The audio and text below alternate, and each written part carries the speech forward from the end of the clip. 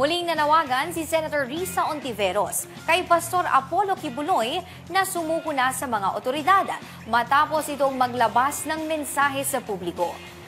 Habang totoo kayang bumaligtad na si Senator Bato de la Rosa sa pagkampi kay Kibuloy. Upang dalhin tayo sa pulso ng politika, makakasama natin si Raymond Tinaza. Bumuelta si Senator Risa Ontiveros sa pinakabagong audio message ni Pastor Apollo Kibuloy ng Kingdom of Jesus Christ. Sinabihan ni Ontiveros si Kibuloy na lumabas na ito sa kanyang lungga. Tutal, nagpapa-interview na rin ito sa mga vlogger kaya magpa-interview na rin sa mga senador. Ayon kay Ontiveros, hindi na itago ng audio file ang takot ni Kibuloy matapos umalingasaw ang katotohanan.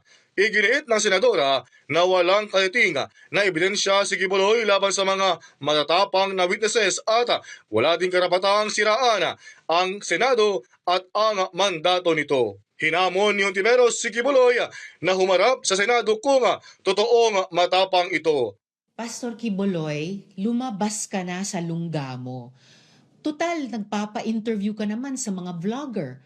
Magpa-interview ka na rin sa amin sa Senado. Hindi naman na itago ng audio file ang takot ninyo. Samantala, nag-iba ng tono si Senador Ronald Bato de la Rosa sa isyo ni Kibuloy at sinabi na wala ng choice ang KOJC leader na harapin ang mga kaso laban sa kanya. Iginit din ng senadora na hindi titulungan ni dating Pangulong Rodrigo Duterte na magtago si Kibuloy. Ako, si Raymond Tinaza para sa Kwentong Politiko.